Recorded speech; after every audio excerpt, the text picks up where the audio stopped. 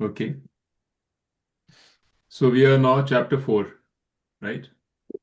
Of the Gita. If anybody remembers, if anybody we are supposed to be on chapter 4. So let me you remind us. Okay. So remember we said the first 6 chapters of the Gita are about us, the person, Tvam, right? Tvam, the two, that means you. Hmm. So that's what the first 6 chapters are about. And they show the journey of a person from samsari, right?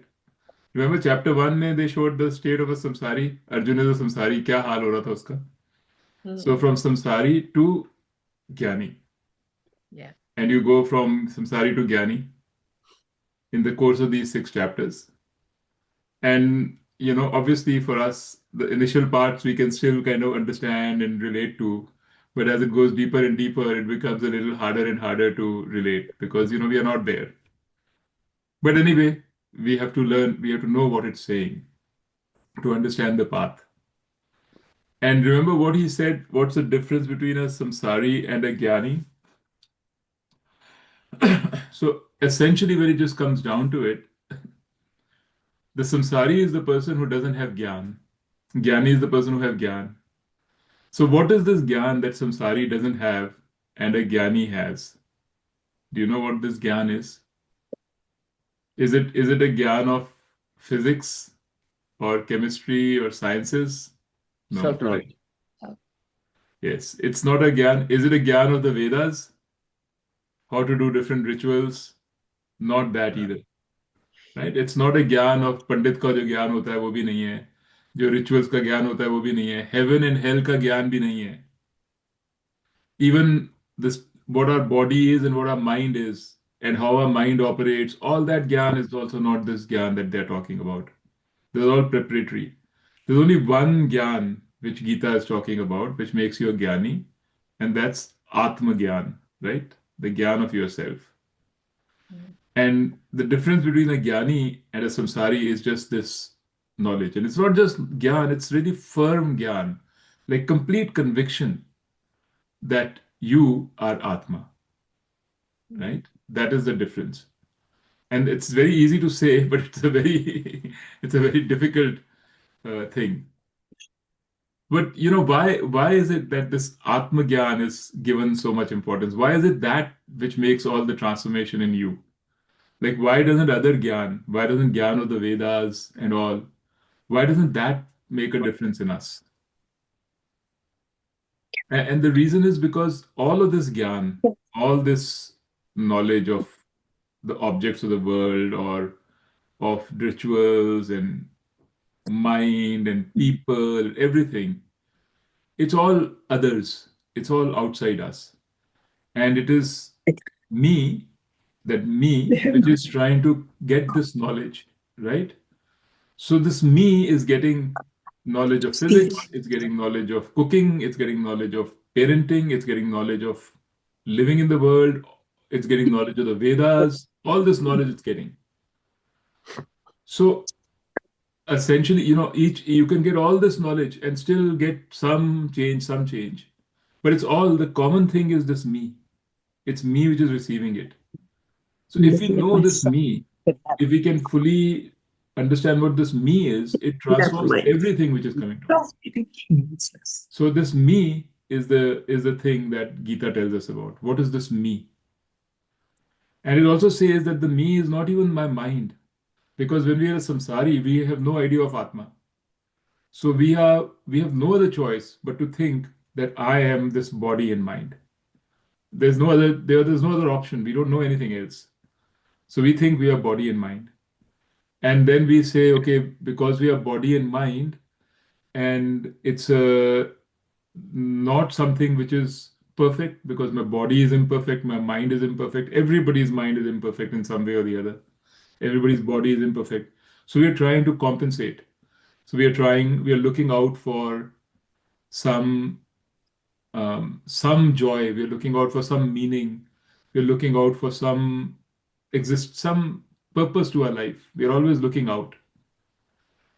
But a jnani, when he knows that there is Atma, and he knows what Atma actually means, what Atma actually is, which is what he is, which is complete in itself, which is totally fulfilled already, like there's nothing like it, then it is not, then the Jnani doesn't look outside for either his pleasure or his meaning in life or any of those things. That's the difference, the big difference. Um, but yeah, getting to that state where you are so convinced about yourself that you know yourself so well that you can just enjoy the life outside like you're enjoying a movie, like you're enjoying anything. That is very difficult to get to. But that is what Gita wants to do in these first 6 chapters. This is what it's taking us to. Okay. So on this, anything, nothing new here, right? You guys have known all this, right, Mita? Yes. Yes. Yeah. So what is this journey like? So in this journey, we said the first step is what we call PPM, right? Find a purpose. We have to cleanse our mind. Like the thing is, you can't. The main thing is that what Krishna Bhagavan told Arjun is that you can't just look for self knowledge and say, I want to be a jnani. I want to give up everything. I want to just learn about the self. He says that won't work because your mind is not ready for this knowledge. So Swami Dayanand used to give an example. He said this knowledge is like hot coals. So if you have to carry hot coals, you can't carry a paper bag, and say, I'm going to put my hot coals in them and carry them. You have to carry them in a strong kadhai, in a steel ki kadhai or iron ki kadhai, strong one. So first we have to convert our mind from a paper bag to a kadhai of iron. Then we'll be in a position to carry these hot coals of knowledge, right? So this first step in that is this thing we talked about, Karam Yoga, right? And Karam Yoga maybe said one good way to do it is to develop a purpose. Because if you have a purpose in life, it starts focusing you, it starts concentrating your mind. You're not going everywhere, here, there, all over the place. Like a mind which is going all over the place is very prone to disturbances, very prone to ups and downs, prone to anger, prone to all kinds of emotions. But if you have a purpose, whatever that meaningful purpose in your life is, then you focus. And small things stop mattering that much um, as in relation to that purpose. The purpose becomes more important. So this is a starting point. You kind of gather yourself together and say, okay, this is what I want to do. And then small things don't matter so much because you have a purpose you're following, right? So one thing Bhagwanji said is have a purpose. In the beginning, this purpose is going to be, could be anything, because you can't say my purpose is moksha because we don't even know what moksha is. It's too far removed. So in the beginning, the purpose could be uh, a worldly purpose. It could be anything. You want to teach, you want to learn, you want to cook, you want to whatever you want to do. You want to be a great doctor, whatever. So that's the first in the beginning. Then he said the second thing is practice. And practice and reflection sort of go hand in hand. In other words, you practice and then you reflect on your practice. So practice is you know that um, Gita tells you that your happiness comes from you, comes from a happy mind, comes from a pure mind. That's the source of happiness. So try to implement it. Try to see whether you can behave in a way which purifies your mind as opposed to makes it more full of desires, more full of emotions, of negative emotions. So when these things are happening, catch yourself and try to say, okay, no, I'm going to do things differently. I'm going to take a little step to something differently. I'm not going to give in to these uh, crazy emotions or desires, which I know are going to take me away from my purpose as opposed to take me towards. So that is what is practice. And in the beginning, you start small, you see some benefits of it. You see how much you feel good if you're able to control and discipline yourself. And that gives you motivation and it just gathers steam. And the reflection part is because you will fail. In the beginning, we'll all fail. So we'll try, but we'll fail. So we reflect and see why we failed. How, if this situation happens again, what can we do differently? That is the practice and reflection, right? So this is the initial part of Karam Yoga when we get started on the journey, right?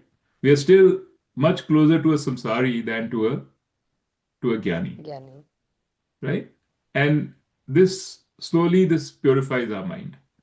And it really is, the more you listen to the Gita and the more you try to do this and the more you think about it, you will be, because there is truth in it, because it is actually right, we change, our behavior changes. So you'll see that happening. That was all till So what is chapter 3. Huh? M? You said PPM, PPR. purpose, practice, and PPR, PPR. So purpose, practice, and reflection. reflection. Okay. Right? R. So, and then the other thing Gita also said was that um, when in chapter 3, it said, start, as you start doing this, start seeing the good in your life, start being grateful. So, start seeing and noticing how God or Ishwar or this universe has given you all these little things it's given you. And it tells you how to do that. It says through ritual, through yajna, by when you are starting to eat, before you eat, thank God that God, thank you for giving me this food, this tasty, lovely food. Yesterday, Rupa is thanking Mita, and Mita said, Yeah. thank God, right, for this food that you ate, Yeah. because then you are sort of forcing yourself into a pattern where you're not taking all these things for granted, and you're saying, okay, this has been given to me, all these beautiful things around me have been given to me, this moment has been given to me, so I'm grateful to God, and thank you, God, so that again, it starts taking your mind away from the future to what you desire, onto what you are today, what you have today, Mhm. what is today, right? So these are the kinds of practices which Gita tells you to do, so that you're basically cleansing your mind through these practices.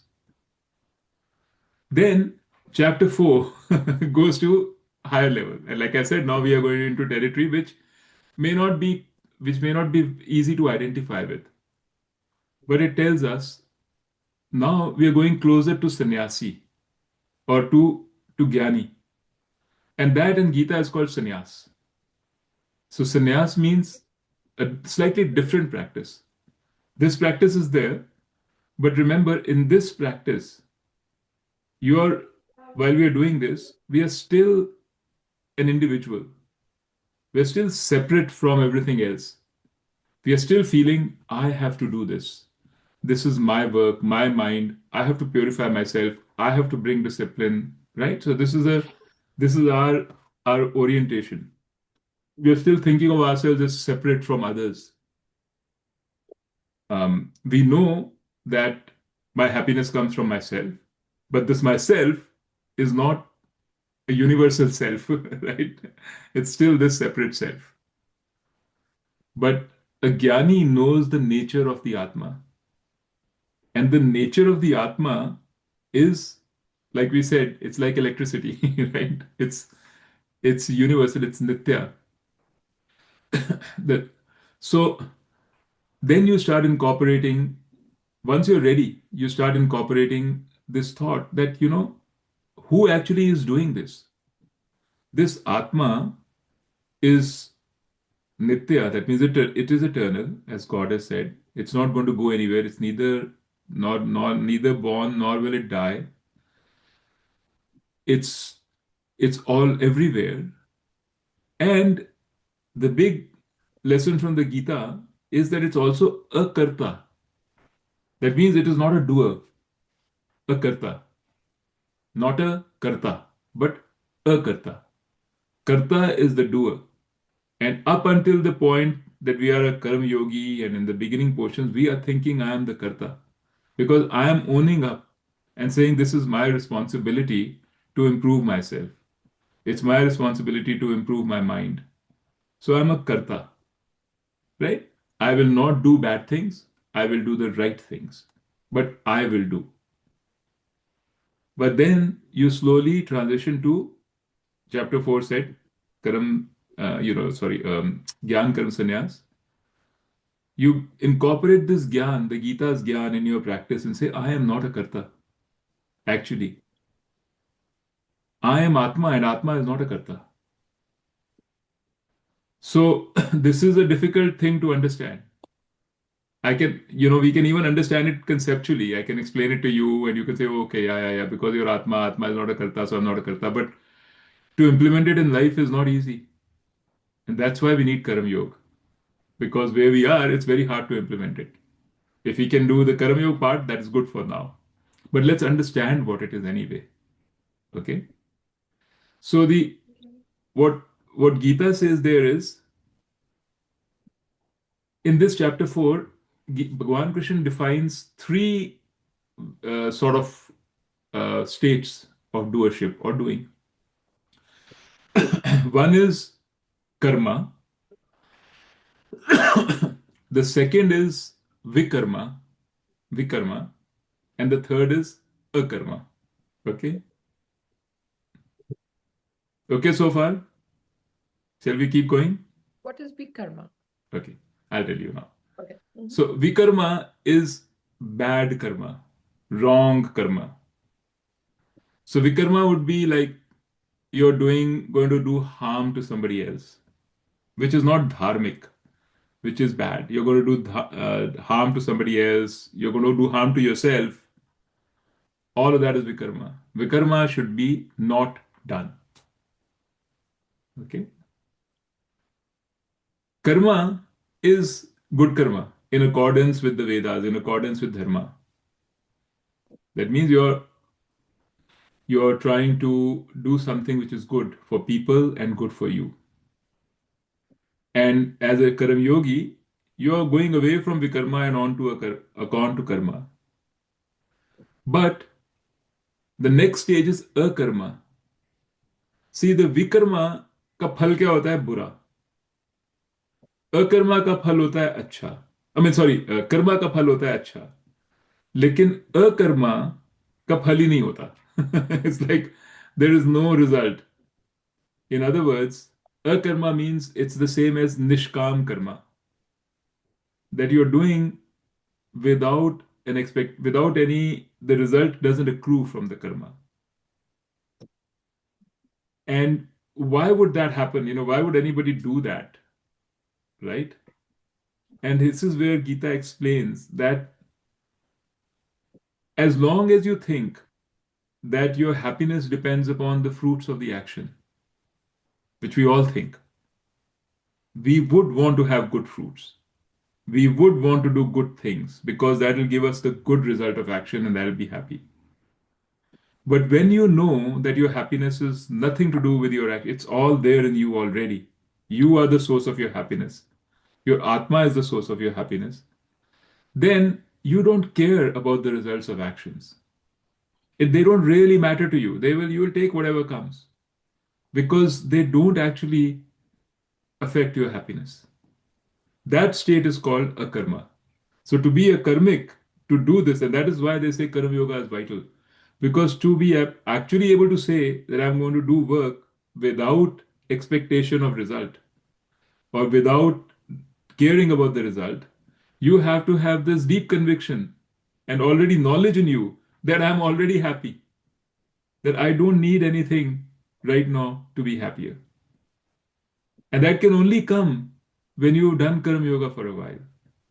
If you don't have that in you, then you can try all you might that I will do my action without any expectation of result, without this, without that. You cannot do it. Your brain will say do it. Your mind will say I can't do it. You won't be able to do it. But at some stage you will.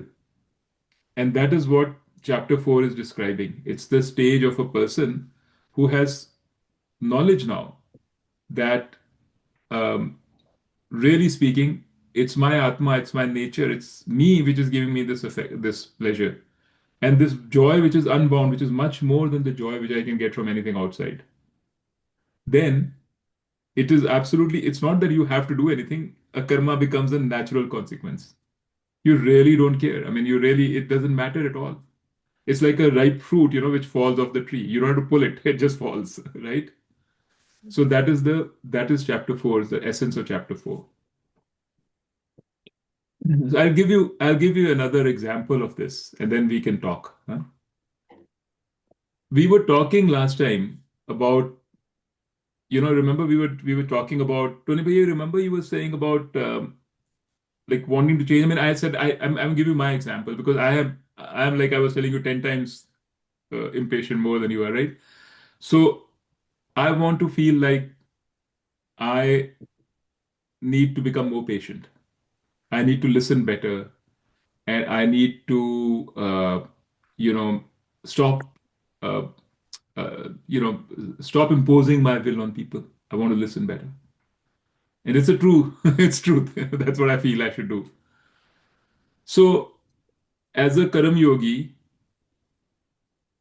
I will realize when let's say I have an altercation with Kavita or with Kiki or with Billu or anybody, right? Then, um, initially, 10 years ago, I may have thought, these people are all wrong. Why are they behaving like this? Right? If only they behaved better, I'd be so much happier. So I would be saying, I need to change my circumstances. That is what my effort would be. Now I'm thinking, no, they are fine. I have to change my responses. I have to become better and be able to understand how I can react better, how I can respond better, right? So there's some improvement. But still, if I'm still trying to change. I may not be trying to change my external circumstance. I may not be trying to change Kavita and Billu and Kiki or Mita or Kurupa or whoever, but I'm trying to change my body, my mind, which is also not me. So I'm still trying to change an external thing. It's much closer than another person, but it is still not me really. So I'm still trying to change the circumstances. What a Jnani will realize is that it really doesn't matter. Even if I am the way I am, even if I shout and I'm unhappy with people and I'm rude, all of that, I'm still fine. My happiness is not going to come from changing Kavita and Mita and all, nor is it going to come actually from changing myself too. Because I'll change myself and still want some other changes then. It will keep, I keep, as long as I keep thinking I have to change and change and change, there is no end to it. I'll get closer and closer, but it's still change. For a Jnani, the happiness only comes when you realize that all these changes, everything has been given to you. Like whether it's external world or your mind or your body or whatever, this is all has been given to you. It is not, it's external to you. It doesn't really matter because if you can tap into your Atma, if you can tap into your own feeling of contentment, you're fine. And then Arjun asked Krishna Bhagwan, then why do you change? Why are you fighting with me if you know all this? Like, you're perfect. Why are you fighting and changing the Kauravas? And Krishna Bhagwan's answer was, Loka Sangraha Artham. For the purpose of Loka Sangraha. Which means, in another way, you can say for the purpose of Dharma. You are in this world now. And when you are in this world, you have to live in this world, you have to enjoy this world, you have to do your thing. This is the right thing to do. Improving yourself, changing yourself, even improving your circumstances is the right thing to do. if you can do this and make it better for everybody around you, including yourself, please do it. That is the wonderful right thing to do. But Krishna Bhagavan told Arjun, he said, look at me. I'm doing all this, but I'm not doing all this to become happier. I am totally happy. I'm totally fine. If we lose the war tomorrow, I'll still be okay. It doesn't mean that I'm not going to do it. It doesn't mean that I'm not going to put in my best effort, because he did. He strategized. I mean, he was the force that won the war, really. He was the brains behind the whole thing. So he said, I will do it. And we should all do it for Loka Sangrahartham. But not because I believe it's going to make me happy, because that is a false premise. And it's a difficult one to realize right now, I understand. But Karam Yoga makes us realize this. And then once we realize this, then it's much easier to change behavior, to become a jnani, in other words. So you're saying that whatever our nature is, whether we get upset or angry or whatever, we should be okay with it. We should, that because that's what has been provided to us. Exactly. It doesn't mean that you should not change it. But It doesn't mean that you yeah, should not try to become better. It doesn't even mean that you should not try to change your circumstances. I mean, like, it doesn't mean that you should not try to earn more money or contradict yourself, right? help people around you. Change your Yes. circumstances by all means. Change your nature change your body and mind by all means. It's a purpose, right? It gives you purpose. Do it in a way which is lok sangrahartham, meaning don't do a bad thing. Do it in a good way.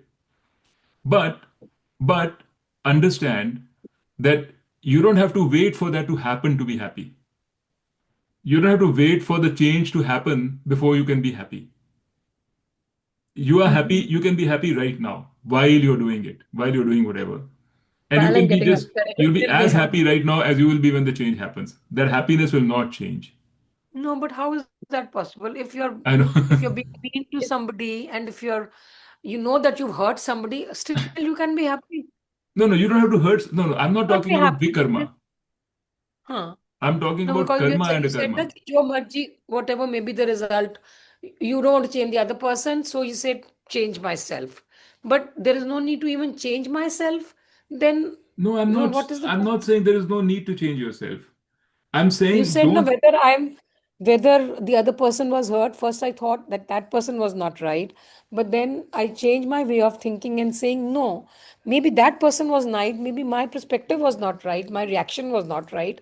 But then you say no. Let that also be. Then how can you be happy by being knowing that you have So, the person is uncomfortable or I think that uh, so the somebody's question for hurt? so Hmm. uh, what did I say? What did Bhagwan say? He said for lok sangraha artham. So you cannot have lok sangraha artham if you're trying to make everybody unhappy around you. So you have to change, right? You have to whatever you're doing, it's not there's nothing in the Gita says stop doing or don't do, or in fact it says do more. Gita says do more good, do more for the benefit of people, be more productive, be more active. That is what the Gita says. The difference is when we do that or when you do that, right? You have to understand this, why you're doing it. You're doing it for your happiness, right? You feel Mhm. you feel that when I'm rude and the other person is unhappy, I become unhappy. For me to be Hmm. happy, I have to make sure that the other person is happy too. That much you Hmm. understand, Yeah. right? So you feel that when the other person will be happy, you will be happy, right? Hmm. That's what Hmm. Gita is saying is not right. It's saying you can be happy right now. You can be content right now. If you're not content right now and you're thinking it's because of your if it's uh, because of your rude Altercation with the behavior, other person. Yeah. It's because not because of the other person, because of if you're thinking you're not happy, it's because of your behavior. That is also wrong. This is the insight of the Gita. The first insight is that happiness, that other person is not wrong. You are wrong, correct yourself. That is the first insight. But the second insight of chapter 4 is that even that is trying to change circumstances. Even that you're trying to delay. You're trying to push away from what really makes you happy. First you feel I'm not happy, I must change the circumstance outside. Now you feel I'm not happy because I am not okay. I have to change myself to be happy. Both of them are shoving the actual reality under the carpet. Actually, there is no you need, and this realization is not easy, but this is Gita's message that your happiness, what you call happiness, has got nothing to do with your body, with your mind, with your people around you. Are you saying that people who are good, well-meaning people but rude, they cannot be happy? You're going to give happiness to, you will find around maybe 0.01% of the people are of the level that you want to be in terms of not being rude, not being bad to people, being patient. How many people are there like that in this world? Can you find even one that you can say is, maybe Mahatma Gandhi? I don't know, even Mahatma Gandhi was not like that. So you're saying all the other people are destined to be unhappy? It means you're 65 years old or whatever you are. You're a child of God. You have whatever good and bad points you have. Do you not deserve to be happy? Right now, don't you deserve to be happy?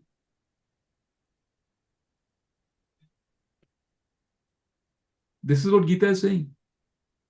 Bhagwan, Swami Dayanand described moksha. He described moksha as a complete satisfaction with yourself, just the way you are.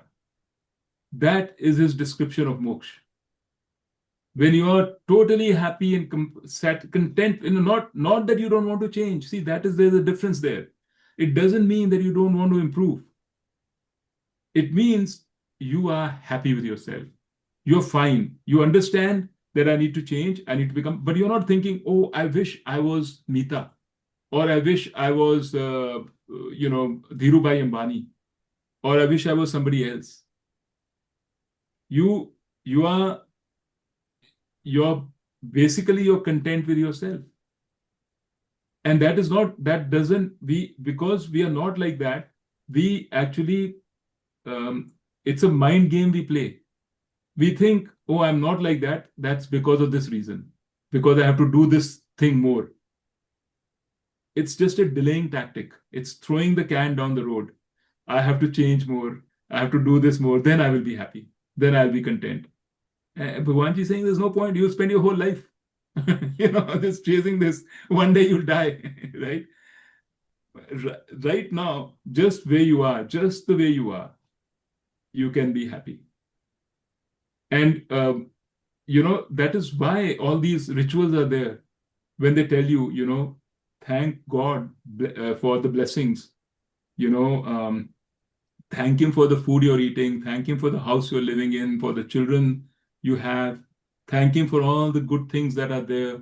The whole chapter 11 and 12 and all, they will talk about all this in the Gita. Bhi aayenge jo. Because you have every reason to be happy just the way you are. This is what moksha means. And then the question Arjun asked was, if that is the case, then why do anything? And that's what Bhagwan answered, is because of lok sangrahartham. Do you follow? Yeah. Billu, makes sense? Yeah, Are you making sure? sense. Yeah. Yeah. Okay. Rupa, If you've you been just very talk, quiet. Huh? Nittu, yeah, again, what is Lok Graph? Lok sangrahartham. Lok Okay, matlab what is the world. Sangraha matlab the benefit. Artham matlab for. for Oh, the for the benefit benefit of the of this world. world. Yeah. For the benefit of the world, for your benefit, for dharma's benefit, you do the Mm-hmm. right thing. Hmm. That is the best way to do it, because that is a stress-free way to do things. Mm-hmm. But if you're thinking, oh my God, my existence and happiness depends on this, that's a very stressful way of doing things. So this is Gita's message, in the first six chapters. The message is work very hard, do a lot of things, do a lot of good, keep busy, keep doing things, but know that you're doing it for the right reason. The right reason is not for the wrong reason. The wrong reason is I'm doing it to be happy. The right reason is I'm doing it lok sangra artham and I'm already happy. Hmm. If you're already happy, then you will do a lot of things. That's what he says. That's Gita's contention. We can So verify it in basically, our life.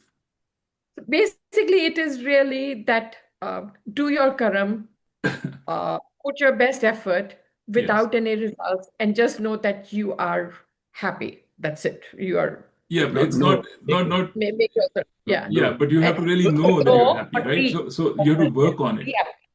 So you have Okay. to do you're in the beginning, because these things are easier said than done, right? In the Mhm. beginning, we are, as a samsari, we are so convinced that we are not happy. Yeah. Because why we are not happy? Because we need this, we need this, we need this. Mhm. This has been rooted into our mind, Yeah. right? So we are convinced that I'm not happy. A child will never be, a child is always happy, right? Regardless of whether the child, even if a child is born blind, he will be happy. But I'm just saying a child is happy, but over time, we get conditioned into thinking we are not happy. Why? Because we don't have this, this, and this, or we are not good enough for this. So Mhm. you have to work to remove that, which is Karam Yoga. You have to remove Yeah. that conditioning which has been potholed onto you, right? Polish that up. And as you're doing it, and as you remove that and realize that I really don't need anything, I should be happy right now.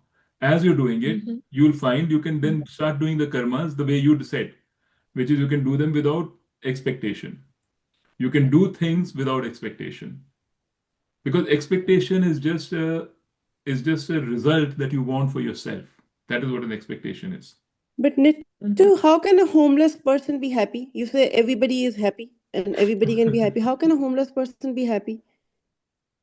Okay, how can as a samsari, how can a person with a big home be happy? You have a wonderful big home. Are you happy? Nee, but how would a homeless person be happy? Forget. I'm saying Well, first understand this question cannot be answered as long as you believe that a home makes you happy. If you believe No, that a but home makes you happy, then a homeless person cannot be happy. no, but a homeless person in the outside in the snow, how can he be happy? Well, I'm asking you, you are inside without the snow in a house. Are you happy? Yeah, means at least you're safe. You have a roof over your head. You feel safe, and that You're does give you secure. peace of mind. So you feel safe, you're secure, but are you happy? How will Yeah, you it define gives you peace I of. mean, happiness? it doesn't have, you can answer this for yourself. No need to you You, say how do you define I happiness? know. I don't want to go down that. I mean, नहीं, actually, नहीं, मतलब when we say I'm happy, what is the feeling which should come to me when I say I'm happy? I'm content. yeah, Content content. is different I'm than No, content. happy. it's contentment and happiness is exactly the same thing. Go. At Mhm. peace, content, at peace. That is what happy Yeah. is. I want to give you an example of Means I'm how feeling many, good. Yeah. as Rupa, as we were growing up in India, you saw a lot of very poor kids. Hmm. They were happy. Hmm. Did Hmm. you see them crying? Yeah. Only time they were crying is when they didn't have food, Hmm. but they were happy. Well, only that was when till So they were they didn't young have, and they didn't know what's happening. yeah, When they that's grow up, because expectations, right? Expectations. It's only I can be happy if I have a roof above my head. I can be happy if I have this much money. But the point Nitu and Gita are making is you can be happy now. Hmm. I mean, do you need money to be happy? Absolutely not, because money we know doesn't make people happy. Yeah. But Tolve, you need to eat food, right? Yeah, You need food yeah, and you yeah, need shelter, right? So yeah. without that, you cannot be. How So, can you reach? Rupa, Krishna Hmm, Bhagavan says, if hmm, that helps, he says, give yourself to me. In other words, just do this. hmm, I will make sure that you have shelter and food. okay. Hmm, These people who are not happy, 60 years old, hmm, 65 years old, hmm, 180, 70 years old, they have lived their hmm. life 50, 60. If there was no shelter, no food, how would they live? अगर 2 दिन खाना ना मिले, you'll die. Huh, तो उनको huh, खाना मिल रहा है कि नहीं मिल रहा है? शेल्टर भी मिल रहा है. true. Hmm, Otherwise, why would they be? How would they be alive? mm-hmm, वो लेकिन अगर हम अपने मन में सोचेंगे कि you know this is all we if you just openly see, objectively see, hmm, it's all there. I mean, it's just we have these notions in our mind. Mhm. Anyway, mm-hmm, the other lesson which which Bhagwan himself says, and which I have also found in life, is we can't we really cannot understand this truly fully till we've done some karma yoga.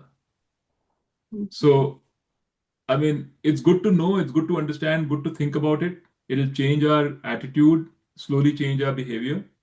But the first most important thing right now is, if we are interested, is to do the PPR thing. That's the starting point. Because we have all have these ideas in our head that nobody can be happy. If a person is sick, he can't be happy. The person is um, uh, doesn't have a home, he can't be happy. All these things. Maybe there's, who knows? They may be true also. But till we find out, we wouldn't, we wouldn't really be convinced. So how can we find out whether we need a home to be happy? Only if you can try by Karam Yoga. hmm. Can find out through Karam Yoga whether, if I do something without an expectation of return, what did it do for me? Did it actually make me happy, or did it make me worse? What happened? Till we do it, we Mhm. won't know. It's all bookish otherwise. But I also want to say one thing, that when we are sitting somewhere, like suppose I'm sitting now, I don't keep thinking I'm not happy. I'm at Mm. peace. So Yeah. what Yeah. I'm looking for, when you say be happy, we say, I am happy. I'm at Yeah. peace. I am contented. I am right now not thinking, oh मैंने ये पैसे चाहिए है, कि oh मैं इत्थे travel करना है, कि मैं वो करना है. No, I'm sitting Mm. and I am peaceful and I think I'm happy and I'm not looking for worldly pleasure right now. Or maybe another moment when I'm sitting by myself, uh, I am happy, right? If that is what you say, you're Yeah. contented. I'm not Absolutely. thinking about selfish interests. I'm not thinking about the world. I'm not thinking about Meeta, or I'm not thinking about Bittu, or I'm sitting myself, I'm That's happy. a bad thing, But No, by no, the way. Very Sorry. strong. but no, but I'm Billu, just saying that, like, but Billu, what see, do we see, mean by saying that's the I'm not point. happy? That's the point. Hmm. You Hmm. didn't need any of those things to be happy, right? You Right. are Yeah, when you're yes. sitting with yourself and you have the ability. Yeah. Some people can't sit with themselves. Some people are so restless that the moment they sit with themselves, all these bad thoughts keep coming, and then they have to do something. But That is. you're lucky that you can sit with yourself and calmly relax. And you are very happy in that state. So, if anything, that should tell you that really you That don't. is the state that you should strive for all the time. Exactly. That is the state Hmm. we need to be in, even when we are working, even when we are, talking, doing things, whatever we are doing. And that's and this particular state you're in has a certain level of depth, certain level of happiness. You can imagine if you're sitting and you can go deeper and deeper into the state and become happier and happier, Hmm. right? So if, for example, chapter 6 is about that. Chapter 6 Hmm. actually, after all this, chapter 6 says, now if you meditate and sit Hmm. just by yourself, you can see, Yeah. you can go into deeper and deeper levels of happiness. So it doesn't mean that you have to meditate all the time, but it gives you another level of exposure as to what really makes you happy, what really makes you peaceful, you know.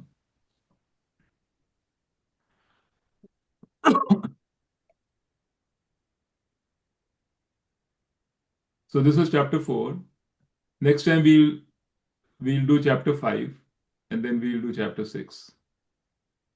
The chapter 4, matlab, this is the crux of the chapter The 4, crux right? of chapter 4. Because last time you remember you told me you guys don't want to go through the Gita verses.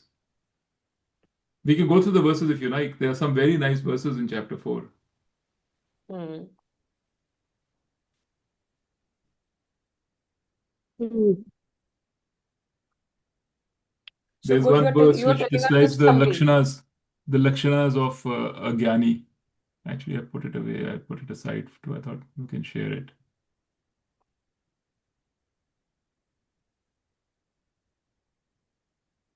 So he says the jnani kaun hota hai, right? He gives 3 lakshanas of a jnani. The Hmm. first one is yoga sansat karmanam. That means a person who has renounced action through yoga. In other words, through knowledge. That means that a person who knows that I am a karma, rather, I want to be a karma, my actions are a karma, which we just described, who knows that Yeah. entirely my happiness comes from within me, and I will do things, results come good, don't come, no problem, I'm happy. So that is the first lakshana of a jnani. Then the second he said, um, jnana sanchin sanchayam, which means whose doubts have been completely removed about now. There's no doubt at all in his mind about this. All that about this knowledge about who I am, that I am Atma, I'm not this body and mind. Atma is this, all this. There's no doubt remaining. And the third thing he said is Atmavantam. That means he's together. Atmavantam means he's together. He is in control. You'll see a jnani has a control of his body, of his mind. He is disciplined. He doesn't let go. Like he can let go if he wants to, but he is not led astray. You won't find him out of control. He can decide what is the right thing to do and do it. He has control over his senses and mind. So these are the 3 lakshanas of a jnani. The first one was he knows that his happiness comes from within. Problem. He has no doubts at all about his true nature. No doubts. And third, he has control. And all this is, there control is not automatic. It's like if you don't if your senses are not pulling you too much through your desires, then you have control over the senses. But these are the lakshanas. These are the indications of a jnani. So if you see a person like this, you'll know you can meet a jnani. You're meeting a jnani. So there are other verses too. Like there's one which says the person who knows the difference between karma and a karma, who sees a karma in karma, right? And who sees karma in a karma. That means some people say मैंने कुछ नहीं करना, मैं तो जंगल में बैठ रहा हूँ, पूजा कर रहा हूँ, मेडिटेशन कर रहा हूँ, मैं कोई कर्म नहीं कर रहा. So this is not a karma. So a jnani will see this as karma, not an karma. On the other hand, a person may be doing lot of things, very busy all the time, very productive, and you can see that he is still a karma. In spite of doing all these things, because the expectation of results is not attached to it, because he's doing it from a feeling of fullness, that's a karma. So he's just trying to say it is not what you see on the surface, it's your attitude which determines whether you're a karma or a karma. A person who realizes the difference between this is a jnani. So there are verses like this, which sort of, this is where I sourced all this from. So I'm telling you. So you can see the verses, then you'll know that I'm not making this up.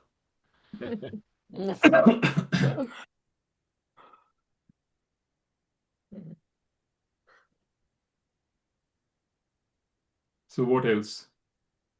Thought-provoking. What else do we want to talk about? Any other questions? There is on the PPR side, anything on just the basic, the like what we have to do. Have you guys all decided that you are going to start doing things differently in Having your a life? purpose. Huh? Billu, you decided? Must have a purpose. So you decided what your purpose is? Khalid is just living life as it comes. That's a good purpose. Taking each day one by one, not thinking too much far ahead. Wow, that's nice.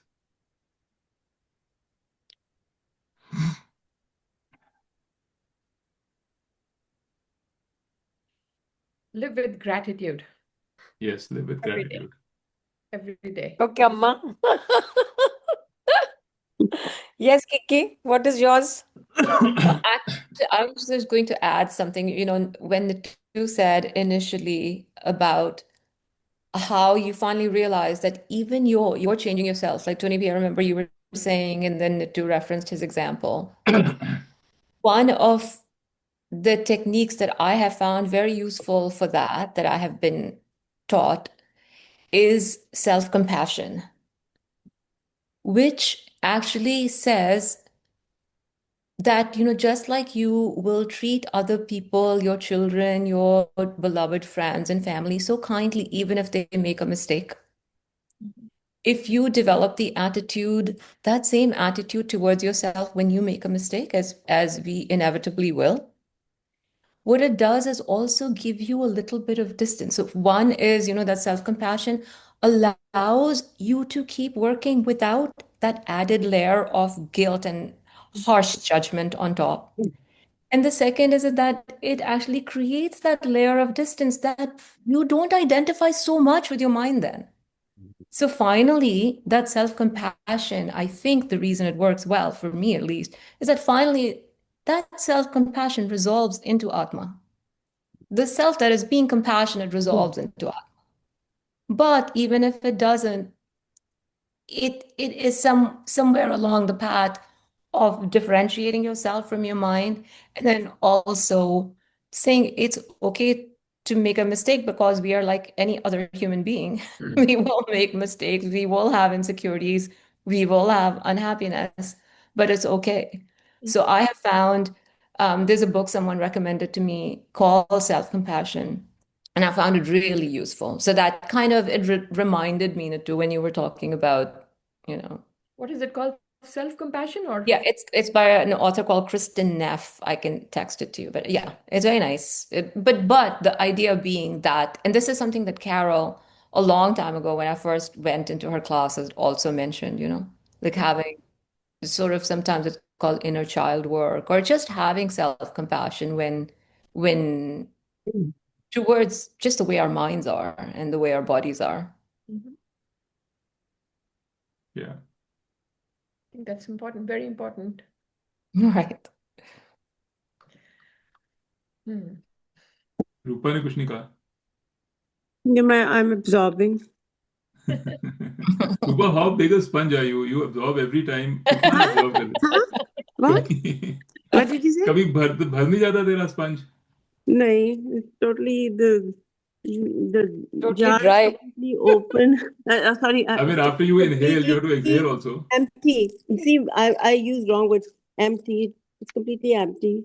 So I have to absorb quite a bit. So थोड़ा there's सा a lot of निचोड़ देना, room थोड़ा there. निकाल भी दे. क्या? What?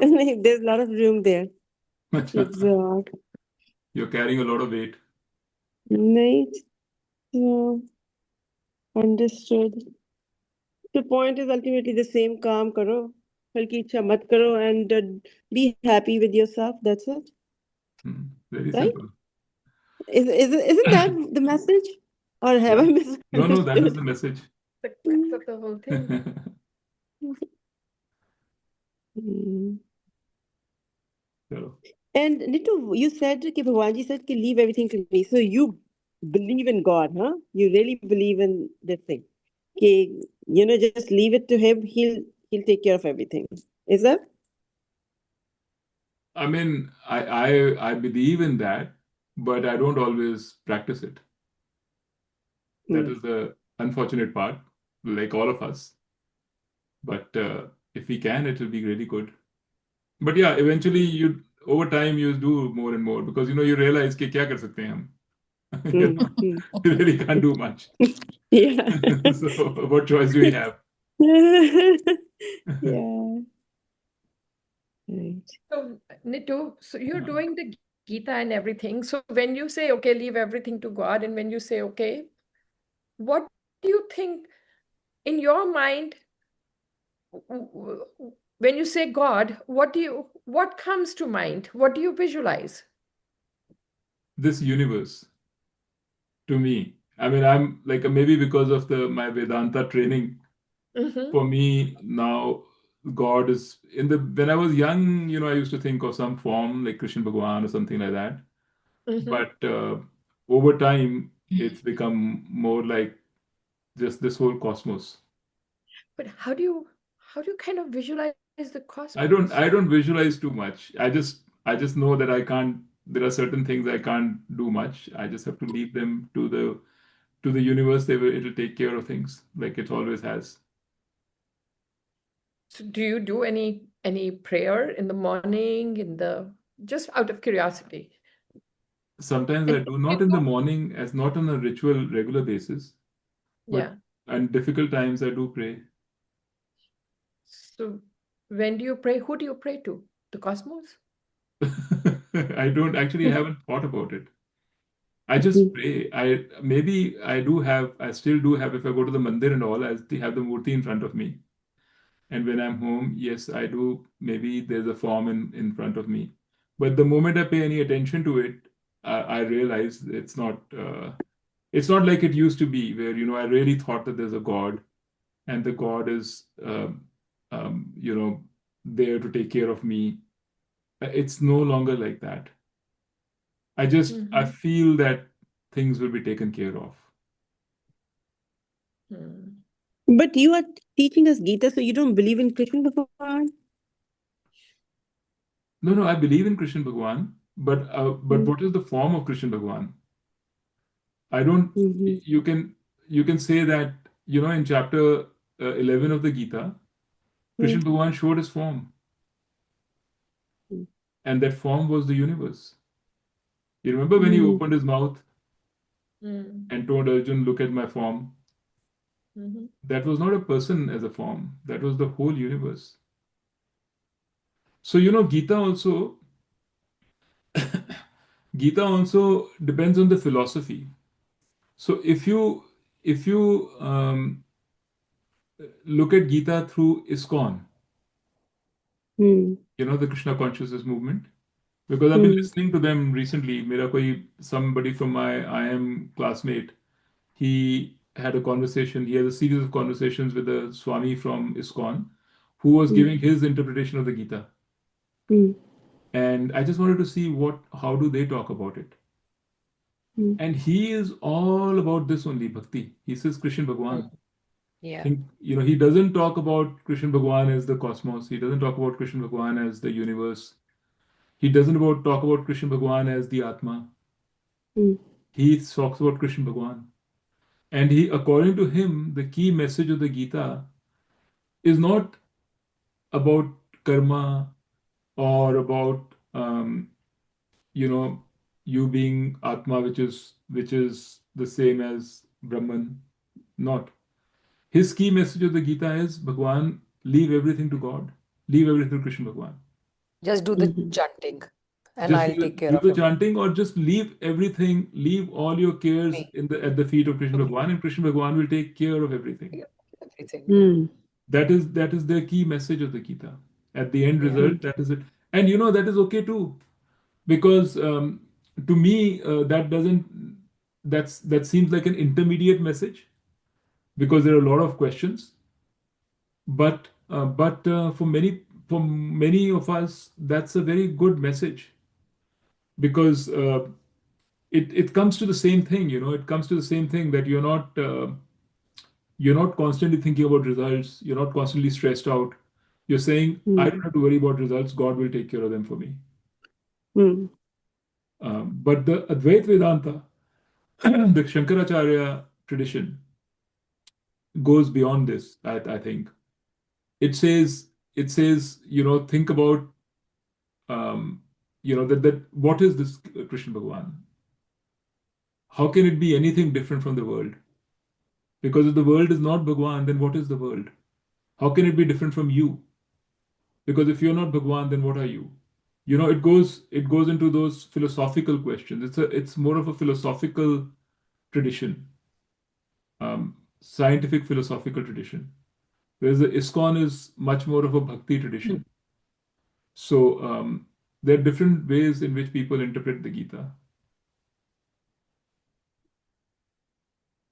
Is there any connection between the if you're doing the Advait Gita with that and other religions like Christianity and See, like most religions, Christianity, Islam, etc., they are bhakti movements. They believe in a particular God, a form of God, and they say pray to that God and ask that the God will take care of you in some form or the other.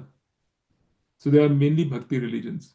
So in the case of Christianity, it is Jesus, right? So Jesus is my savior. yeah, That but kind he's, of he's feeling. not God, Yes, right? that's true. But then Krishna Bhagwan is also not God. Krishna Bhagwan is also, from that perspective, he's an avatar of Vishnu, who's the God, right? Um, Mm-hmm. and you can say Vishnu Yeah. is part of Brahma, you know, all that. You can go deeper, but Yeah. eventually, Jesus is also the son of God, God, right. right? But Yeah. but the whole thinking for a person, you're not asked to think about the relationship between Jesus and his father. You're thinking about your relationship with Jesus. Your salvation is um, to to pray to Jesus, to offer yourself to Jesus, to leave yourself in Jesus' hands. That is your salvation. Just like ISKCON says, your salvation is to say, leave everything to Krishna Bhagwan. He will take care of. In fact, they are very big. You know, when I Sunatha, they talk about the levels of bhakti and the levels of. Um, Bilu, you want to come from a different phone? Yeah. Can you see that I'm trying to switch I on can with see. from the yeah, yeah. So, Okay, yeah. so you know, he says that एक बंद कर दे Billu, otherwise there'll be reverberation. Yeah, yeah. Yeah. I'm I'm offing. offing. Hmm. So there was yeah. So most religions are bhakti religions. That's why even in India, you'll find the bulk of the people, they are bhakti, right? They can't, it's not easy to spend the time and kind of start thinking Advait. You know, these kinds of discussions that we are having, these are very, they're not of interest to most people. So most people want it very simple. Yeah. You know, I'll pray to God, God will take care of me. I don't want to think too much beyond it. You know, मेरे को क्या पता. Yeah. But I'll tell you, I mean, I of late I read even some of the Western philosophers. Um, I mean, I think personally, I think Advaita Vedanta is a very special philosophy.